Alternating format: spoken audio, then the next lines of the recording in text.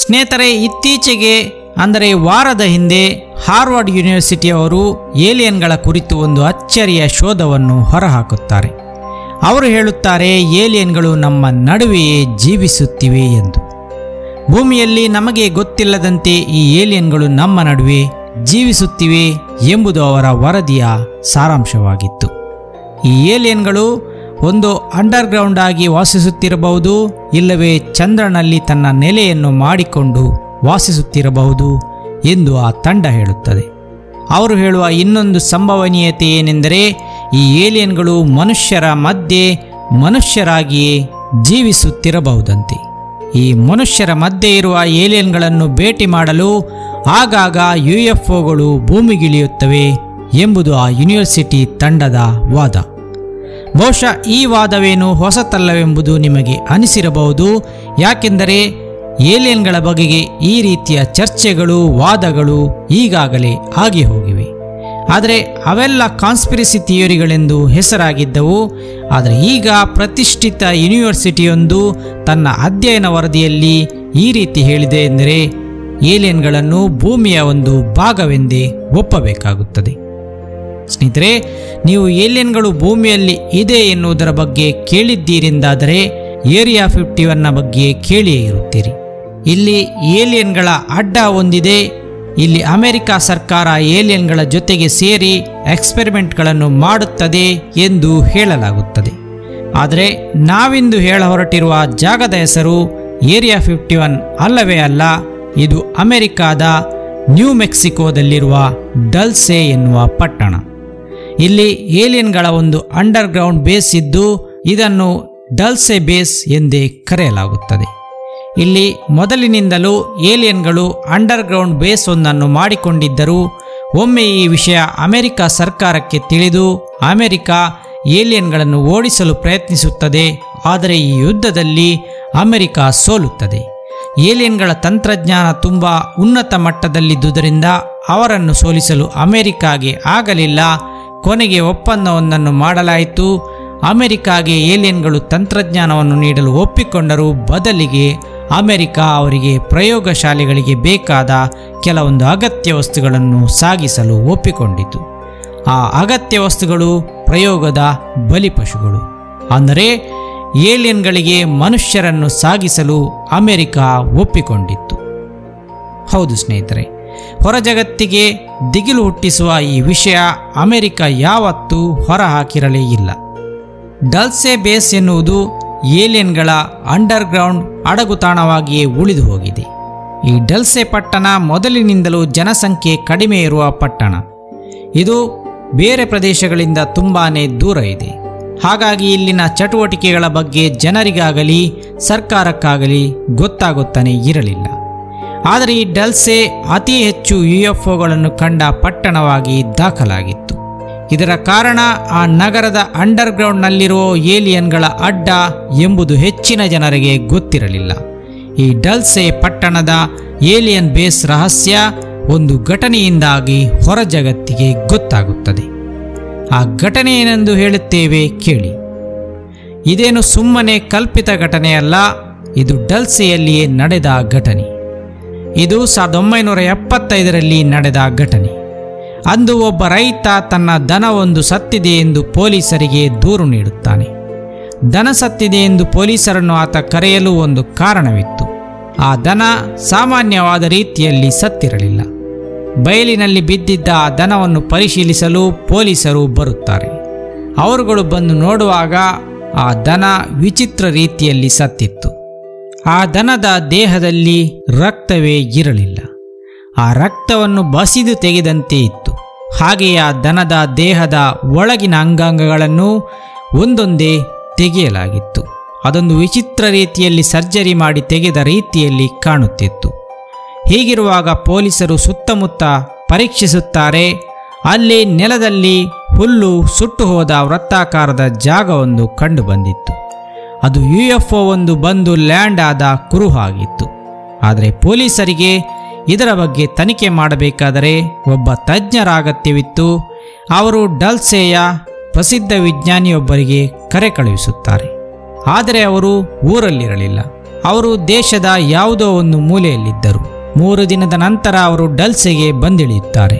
ಆದರೆ ಇಲ್ಲೊಂದು ವಿಸ್ಮಯವೆನಿಸುವ ಸಂಗತಿಯನ್ನು ಕಾಣುತ್ತಾರೆ. ಆ ದನವು 3 ದಿನದಲ್ಲಿ ಸ್ವಲ್ಪವೂ ಕೊಳೆತಿರಲಿಲ್ಲ, ಇದ್ದ ಹಾಗೆಯೇ ಇತ್ತು. ಹಾಗೆಯೇ ಅವರಿಗಲ್ಲಿ ಒಂದು ಹಳದಿ ಬಣ್ಣದ ದ್ರವ ದೊರೆಯುತ್ತದೆ. ಲ್ಯಾಬ್ನಲ್ಲಿ ಈ ದ್ರವ ಏನಾಗಿರಬಹುದು ಎಂದು ಪರೀಕ್ಷಿಸಲಾಗುತ್ತದೆ, ಆದರೆ ಅದಾವುದೆಂದು ಕಂಡುಹಿಡಿಯಲು ಸಾಧ್ಯವಾಗುವುದೇ ಇಲ್ಲ. ಅಂತಹ ಒಂದು ರಾಸಾಯನಿಕವನ್ನು ಭೂಮಿಯ ಮೇಲೆ ಇದುವರೆಗೆ ನೋಡಲಾಗಲೇ ಇಲ್ಲ. ಹೀಗೆ ಸತ್ತ ದನದ ರಹಸ್ಯ ಬಹಿರಂಗವಾಗದೇ ಉಳಿಯುತ್ತದೆ. ಆದರೆ ಮುಂದಿನ ದಿನಗಳಲ್ಲಿ ಈ ರೀತಿಯ ಪ್ರಕರಣಗಳು ಹೆಚ್ಚುತ್ತಾ ಸಾಗುತ್ತದೆ. ಮುಂದಿನ 6 ತಿಂಗಳಲ್ಲಿ ಒಟ್ಟು 76 ಜಾನುವಾರುಗಳು ಇದೇ ರೀತಿಯಲ್ಲಿ ಸತ್ತು ಬೀಳುತ್ತವೆ. ಅವುಗಳೆಲ್ಲದರಲ್ಲಿಯೂ ರಕ್ತವೆಂಬುದು ಇದ್ದಿರಲೇ ಇಲ್ಲ. ಹಾಗೆ ಅವುಗಳ ದೇಹದ ಒಳಗಿನ ಅಂಗಗಳು ಸರ್ಜರಿ ಮಾಡಿ ಹೊರತೆಗೆದಂತೆ ಕಾಣುತ್ತಿದ್ದವು. ಆದರೆ ದೇಹದಲ್ಲಿ ಯಾವುದೇ ಗಾಯಗಳು ಆಗಿರಲಿಲ್ಲ, ಹೊಲಿಗೆಗಳು ಇರಲಿಲ್ಲ. ಈ ರೀತಿ ನಡೆದಾಗ ವಿಜ್ಞಾನಿ ಆ ಜಾಗದ ರೇಡಿಯೇಷನ್ ಲೆವೆಲನ್ನು ಪರೀಕ್ಷಿಸಬೇಕೆಂದು ಹೇಳುತ್ತಾರೆ. ಆ ಜಾಗದ ರೇಡಿಯೇಷನ್ ಲೆವೆಲ್ ಸಾಮಾನ್ಯಕ್ಕಿಂತ 2 ಪಟ್ಟು ಹೆಚ್ಚಿದೆ ಎಂಬುದು ತಿಳಿಯುತ್ತದೆ. ಈಗ ಜನರು ಕೂಡ ಅಲ್ಲಿ UFOಗಳನ್ನು ಕಂಡ ಬಗ್ಗೆ ಹೇಳಲಾರಂಭಿಸುತ್ತಾರೆ. ಈಗ ಅಮೆರಿಕ ಸರ್ಕಾರ ಈ ವಿಷಯದಲ್ಲಿ ಮಧ್ಯೆ ತಲೆ ಹಾಕುತ್ತದೆ. ಸರ್ಕಾರ ಈ ವಿಚಾರದಲ್ಲಿ ಅಂತಿಮವಾದ ತೀರ್ಪೊಂದನ್ನು ನೀಡುತ್ತದೆ. ಇಲ್ಲಿ ಯಾವುದೇ ಅನ್ಯಗ್ರಹ ಜೀವಿಗಳು ಕಾಣಿಸಿಲ್ಲ. ಆ ದನಗಳು ಕ್ರೂರ ಮೃಗವೊಂದರ ದಾಳಿಯಿಂದ ಮೃತಪಟ್ಟವುಗಳು. ಹಾಗಾಗಿ ಇಲ್ಲಿ ಯಾವುದೇ ರೀತಿಯ ವದಂತಿಗಳನ್ನು ಹರಡಬಾರದು ಎಂದು ಹೇಳುತ್ತದೆ. ಸ್ನೇಹಿತರೆ, ಇಷ್ಟೆಲ್ಲ ಘಟನೆಗಳನ್ನು ದಾಖಲಿಸಲಾಗಿದೆ. ಅವುಗಳ ವರದಿಗಳು ಕೂಡ ಕ್ಲಾಸಿಫೈಡ್ ಫೈಲ್ಗಳಲ್ಲಿದೆ. ಹಾಗಾಗಿ ಇದು ಯಾವುದೇ ಕಟ್ಟುಕತೆಯಲ್ಲ. ಅಮೆರಿಕಾದಲ್ಲಿ ಆಪ್ರೋ ಎಂಬ ಒಂದು ಸಂಘಟನೆ ಇತ್ತು. ಆಪ್ರೋ ಎಂದರೆ ಏರಿಯಲ್ ಫೆನಾಮಿನಾ ರಿಸರ್ಚ್ ಆರ್ಗನೈಸೇಷನ್. ಇದು ದೇಶದಾದ್ಯಂತ ಹರಡಿರುವ ಒಂದು ಸಂಘಟನೆಯಾಗಿತ್ತು. ಇವರುಗಳು ಏಲಿಯನ್ಗಳ ಬಗ್ಗೆ, UFOಗಳ ಬಗ್ಗೆ ಕೇಳಿಬಂದ ಯಾವುದೇ ಘಟನೆಗಳ ಬಗ್ಗೆ ಚರ್ಚೆಗಳನ್ನು ಮಾಡುತ್ತಿದ್ದರು, ಜೊತೆಗೆ ರಿಸರ್ಚ್ಗಳನ್ನು ಮಾಡುತ್ತಿದ್ದರು. ನಮ್ಮ ಡಲ್ಸೆ ಪಟ್ಟಣದ ರಹಸ್ಯಮಯ ಗೋವುಗಳ ಮಾರಣ ಹೋಮದ ಹಿಂದೆ ಬಿದ್ದಿದ್ದವರು ಆ ವಿಜ್ಞಾನಿ ಮತ್ತು ಆ ಕೇಸ್ ನೋಡಲು ಬಂದಿದ್ದ ಪೊಲೀಸ್ ಆಫೀಸರ್.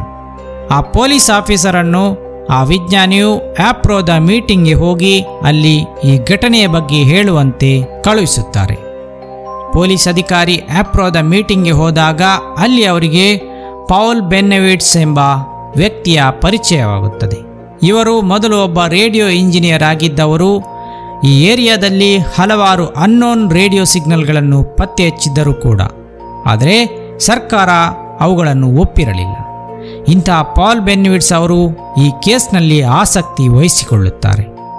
ಈ ಪೊಲೀಸ್ ಆಫೀಸರ್ನ ಹೆಸರು ಗ್ರೆಗ್ ವೆಲ್ಡೇಸ್ ಎಂದಾಗಿತ್ತು. ಈ ಡಲ್ಸೆ ಘಟನೆಯ ನಂತರ UFOಗಳ ಬಗ್ಗೆ ಎಲ್ಲೇ ವರದಿಗಳು ಕಂಡುಬಂದರೂ ಅದಕ್ಕೆಲ್ಲ ಇವರನ್ನೇ ಕಳುಹಿಸಲಾಗುತ್ತಿತ್ತು. ಇಂತಹ ಪೊಲೀಸ್ ಆಫೀಸರ್ಗೆ ಕೆಲ ಸಮಯದ ನಂತರ 1980ರಲ್ಲಿ ಒಂದು ವಿಚಿತ್ರ ಕೇಸ್ ಎದುರಾಗುತ್ತದೆ. ಅದುವೇ ಮಾರ್ನಾ ಹ್ಯಾನ್ಸನ್ ಕೇಸ್. ಆಗ ಇವರು ಪೌಲ್ ಬೆನ್ನೆವಿಟ್ಸ್ ಅವರನ್ನು ಈ ಕೇಸನ್ನು ಕುರಿತು ತನಿಖೆ ನಡೆಸಲು ಕೇಳಿಕೊಳ್ಳುತ್ತಾರೆ. ಸ್ನೇಹಿತರೆ, ಅದು ಮಾರ್ನಾ ಹ್ಯಾನ್ಸನ್ ಎಂಬ ಮಹಿಳೆಯ ಕಿಡ್ನ್ಯಾಪ್ ಕೇಸ್. ಆಕೆ ತನ್ನನ್ನು ಏಲಿಯನ್ಗಳು ಕಿಡ್ನ್ಯಾಪ್ ಮಾಡಿದ್ದರು ಎಂದು ಹೇಳಿಕೊಳ್ಳುತ್ತಾಳೆ. ಆ ಮಹಿಳೆ ಹೇಳುವಂತೆ ಒಂದು ರಾತ್ರಿಯ ಸಮಯ ಆಕೆ ಕಾರಿನಲ್ಲಿ ಬರುತ್ತಿರಬೇಕಾದರೆ ನಿರ್ಜನ ಜಾಗವೊಂದರಲ್ಲಿ ದೂರದಲ್ಲಿ UFO ಒಂದು ನಿಂತಿರುವಂತೆ ಕಾಣುತ್ತದೆ. ಆ ಹಾರುವ ತಟ್ಟೆ ನೆಲದಿಂದ 50 ಮೀಟರ್ನಷ್ಟು ಎತ್ತರದಲ್ಲಿ ತೇಲುತ್ತಿತ್ತು. ಕೂಡಲೇ ಕಾರನ್ನು ನಿಲ್ಲಿಸಿದ್ದ ಮಾರ್ನಾ ಹ್ಯಾನ್ಸನ್ ಎಲ್ಲ ಲೈಟ್ಗಳನ್ನು ಆಫ್ ಮಾಡಿ ಅಲ್ಲೇನು ನಡೆಯುತ್ತಿದೆ ಎಂದು ಮರೆಯಲ್ಲಿ ನಿಂತು ನೋಡಲು ಹೋಗುತ್ತಾಳೆ. ಅಲ್ಲೊಂದು ದನವನ್ನು ಆ ಯಾನ ತನ್ನೊಳಗೆ ಎಳೆದುಕೊಂಡು ಅಪಹರಿಸಿದ್ದನ್ನು ಆಕೆ ನೋಡುತ್ತಾಳೆ. ಈ ಪ್ರಕ್ರಿಯೆಗಳೆಲ್ಲ ಕೆಲವು ನಿಮಿಷಗಳಲ್ಲಿ ಮುಗಿದು ಹೋಗಿತ್ತು. ಆಕೆ ನಂತರ ನಿಧಾನವಾಗಿ ತನ್ನ ಕಾರಿಗೆ ಬಂದು ಕುಳಿತುಕೊಳ್ಳುತ್ತಾಳೆ. ಆಕೆ ಕಾರಿಗೆ ಬಂದು ನೋಡುವಾಗ ಆಕೆ ಬೆಚ್ಚಿ ಬೀಳುವ ಒಂದು ಸಂಗತಿ ನಡೆದಿತ್ತು. ಆ ಸಂಗತಿ ಏನಾಗಿತ್ತೆಂದರೆ, ಆಕೆ ಕೆಲವು ನಿಮಿಷವೆಂದುಕೊಂಡ ಆ ಘಟನೆಗೆ ಒಟ್ಟು 4 ಗಂಟೆಗಳು ತಗಲಿತ್ತು. ಅಂದರೆ ಅವಳ ಮುಂದೆ ಕೇವಲ ಕೆಲವೇ ನಿಮಿಷಗಳಲ್ಲಿ ಆ ಪ್ರಕ್ರಿಯೆ ನಡೆದು ಹೋಗಿತ್ತು. ಆದರೆ ಅಲ್ಲಿ 4 ಗಂಟೆಗಳು ಕಳೆದು ಹೋಗಿದ್ದವು. ಆ 4 ಗಂಟೆಗಳು ಆಕೆ ಎಲ್ಲಿದ್ದಳು? ಆಕೆಯ ಜೊತೆ ಏನು ನಡೆದಿತ್ತು? ಆಕೆಗೆ ತನ್ನ ಜೊತೆ ಏನು ನಡೆದಿತ್ತು ಎನ್ನುವುದೇ ಗೊತ್ತಿರಲಿಲ್ಲ. ಆಕೆಗೆ ಆ 4 ಗಂಟೆಗಳು ಎಲ್ಲಿ ಹೋದವು ಎನ್ನುವುದೇ ಅರಿವಾಗಲಿಲ್ಲ. ಪಾಲ್ ಬೆನ್ನಿವಿಡ್ಸ್ ಅವರು ಈ ಕೇಸ್ನಲ್ಲಿ ಮಾರ್ನಾ ಹ್ಯಾನ್ಸನ್ ಎಂಬ ಮಹಿಳೆಯನ್ನು ವಿಚಾರಣೆಗೊಳಪಡಿಸುತ್ತಾರೆ. ಆಕೆಯ ಜೊತೆಗೆ ಏನೆಲ್ಲ ನಡೆದಿತ್ತು ಎನ್ನುವುದನ್ನು ತಿಳಿಯಬೇಕಾದರೆ ಅವಳನ್ನು ಹಿಪ್ನೋಟಿಸಮ್ಗೆ ಒಳಪಡಿಸಬೇಕೆಂದು ಅವರು ಅಂದುಕೊಳ್ಳುತ್ತಾರೆ. ವಶೀಕರಣ ಮಾಡಿ ಮಾರ್ನಾ ಹ್ಯಾನ್ಸನ್ಳ ಸುಪ್ತ ಮನಸ್ಸಿನಲ್ಲಿ ಕೇಳಿದಾಗ ಆಕೆ ಅಂದು ಆಕೆಯ ಜೊತೆ ನಡೆದಿದ್ದೆಲ್ಲವನ್ನು ಹೇಳುತ್ತಾಳೆ. ಅಂದು ಆಕೆಯನ್ನು ದೊಡ್ಡ ದೊಡ್ಡ ತಲೆಯ ಏಲಿಯನ್ಗಳು ಅಪಹರಿಸಿಕೊಂಡು ಹೋಗಿದ್ದರು. ಅವರುಗಳು ಏನೊಂದು ಮಾತನಾಡದಿದ್ದರೂ ಅವರು ಏನು ಹೇಳುತ್ತಿದ್ದಾರೆಂಬುದು ಮಾರ್ನಾ ಹ್ಯಾನ್ಸನ್ಗೆ ಮೆದುಳಿನಲ್ಲಿ ಕೇಳಿಸಿದಂತಾಗುತ್ತಿತ್ತು. ಅವರುಗಳು ಆಕೆಯನ್ನು ಟೇಬಲ್ ಒಂದರಲ್ಲಿ ಮಲಗಿಸಿ ಸ್ಪೇಸ್ ಶಿಪ್ ಅನ್ನು ಬೆಟ್ಟವೊಂದರತ್ತ ಕೊಂಡೊಯ್ಯುತ್ತಾರೆ. ಅಲ್ಲಿ ಆಕೆಯನ್ನು ಅಂಡರ್ಗ್ರೌಂಡ್ ಬೇಸ್ ಒಂದಕ್ಕೆ ಕರೆದುಕೊಂಡು ಹೋಗಲಾಗುತ್ತದೆ. ಅಲ್ಲಿ ಆಕೆ ಕಂಡಂತೆ ಮಾನವರ ಮತ್ತು ಪ್ರಾಣಿಗಳ ದೇಹದ ಒಳಗಿನ ಅಂಗಾಂಗಗಳನ್ನು ದ್ರಾವಣವೊಂದರಲ್ಲಿ ಮುಳುಗಿಸಿ ಸಂರಕ್ಷಿಸಿಡಲಾಗಿದ್ದನ್ನು ಅವಳು ನೋಡುತ್ತಾಳೆ. ಆ ದ್ರಾವಣವೆಂದರೆ ವಿಡಿಯೋದ ಪ್ರಾರಂಭದಲ್ಲಿ ನೀವು ಕೇಳಿದ್ದ ಅದೇ ಹಳದಿ ಬಣ್ಣದ ದ್ರಾವಣ.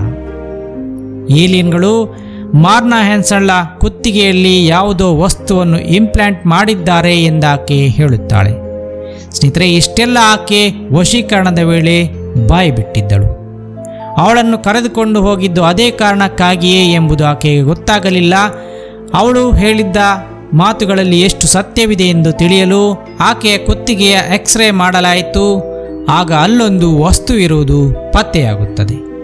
ಅದನ್ನು ಸರ್ಜರಿ ಮುಖಾಂತರ ತೆಗೆದು ನೋಡಿದಾಗ ಅದೊಂದು ಚಿಪ್ನ ರೀತಿಯಲ್ಲಿ ಇರುವ ವಸ್ತು ಎಂಬುದು ತಿಳಿಯುತ್ತದೆ. ಆದರೆ ಪಾಲ್ ಬೆನ್ನಿವಿಡ್ಸ್ ಅವರಿಗೆ ಇದು ಏನೆಂದು ಅರ್ಥವಾಗಲಿಲ್ಲ. ಅದು ಭೂಮಿಯಲ್ಲಿಯ ಯಾವುದೇ ಒಂದು ಟೆಕ್ನಾಲಜಿಯ ವಸ್ತುವಿನಂತೆ ಅವರಿಗೆ ಕಾಣಿಸಲಿಲ್ಲ.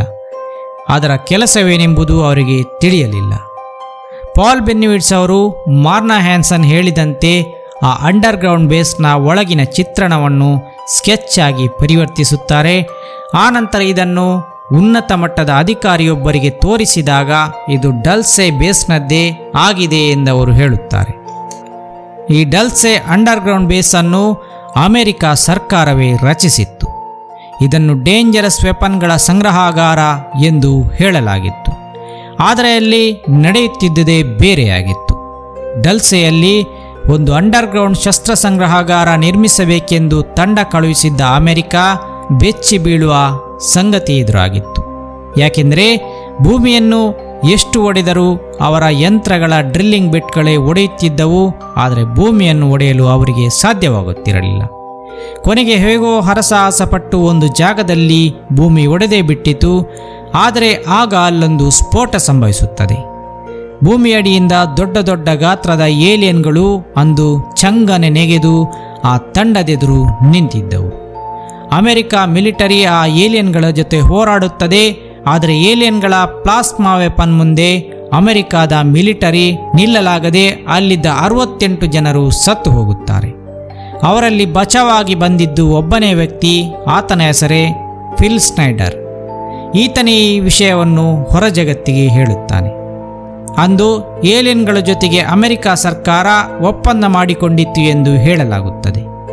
ಅಂದರೆ ಏಲಿಯನ್ಗಳು ಟೆಕ್ನಾಲಜಿ ನೀಡಿದರೆ ಸರ್ಕಾರ ಮಾನವರನ್ನು ಮತ್ತು ಪ್ರಾಣಿಗಳನ್ನು ಅವರಿಗೆ ಪ್ರಯೋಗಕ್ಕೆಂದು ನೀಡುತ್ತಿತ್ತು. ಏಲಿಯನ್ಗಳು ಸಣ್ಣದಾಗಿ ಬೇಸ್ ನಿರ್ಮಿಸಿದ್ದ ಕಡೆ ಅಮೆರಿಕ ಸರ್ಕಾರ ಕೂಡ ದೊಡ್ಡದಾದ ಬೇಸೊಂದನ್ನು ನಿರ್ಮಿಸಿ ಅವರಿಗೆ ನೀಡುತ್ತದೆ. ಈ ಡಲ್ಸೆ ಬೇಸನ್ನು ರಹಸ್ಯವಾಗಿಟ್ಟಿರುವ ಅಮೆರಿಕ ಅಲ್ಲಿ ಏಲಿಯನ್ಗಳ ಜೊತೆ ಸೇರಿ ಕೆಲಸ ಮಾಡುತ್ತಿದೆ ಎಂದು ಹೇಳಲಾಗುತ್ತದೆ. ಇದೆಲ್ಲ ಕಾನ್ಸ್ಪಿರಸಿ ಥಿಯರಿಗಳು ಎಂದಷ್ಟೇ ಜನರು ನಂಬಿಕೊಂಡು ಬಂದಿದ್ದರು. ಆದರೆ ಮೊನ್ನೆಯಷ್ಟೇ ಹಾರ್ವರ್ಡ್ ಯೂನಿವರ್ಸಿಟಿಯವರು ಹೇಳಿರುವ ಪ್ರಕಾರ ಭೂಮಿಯಲ್ಲಿ ಏಲಿಯನ್ಗಳು ನಮ್ಮ ಜೊತೆಗೆ ವಾಸಿಸುತ್ತಿವೆಯಂತೆ. ನಮ್ಮ ಮನುಷ್ಯರ ಮಧ್ಯೆ ಏಲಿಯನ್ಗಳು ಇವೆ ಎಂದು ಅವರು ಹೇಳುತ್ತಾರೆ. ಹಾಗಿದ್ದ ಮೇಲೆ ಇವೆಲ್ಲ ಕಟ್ಟುಕತೆಗಳು ಕಾನ್ಸ್ಪಿರಸಿ ಥಿಯರಿಗಳು ಎಂದು ಹೇಳಲು ಸಾಧ್ಯವಿಲ್ಲ. ಇವೆಲ್ಲ ನಿಜವಾಗಿಯೂ ನಡೆದಿದ್ದಿದೆ. ಹಾಗೆಯೇ ಏಲಿಯನ್ಗಳು ಈಗಾಗಲೇ ನಮ್ಮ ನಡುವೆ ಇದ್ದಾರೆ. ಹಾಗಾದರೆ ಅವರು ಎಲ್ಲಿದ್ದಾರೆ? ಬಹುಶಃ ನಮ್ಮ ಹತ್ತಿರದಲ್ಲಿಯೂ ಇದ್ದಿರಬಹುದು. ನಾವೆಲ್ಲ ಈಗಿನಿಂದಲೇ ಏಲಿಯನ್ಗಳು ಬಹುಶಃ ಹತ್ತಿರದಲ್ಲಿ ಇದ್ದಾರೆ ಎಂದು ಯೋಚಿಸುವುದು ಒಳ್ಳೆಯದು. ಏನಂತೀರಾ ನೀವು? ಕಮೆಂಟ್ ಮಾಡಿ. ಮುಂದಿನ ವಿಡಿಯೋದಲ್ಲಿ ಮತ್ತೆ ಸಿಗೋಣ.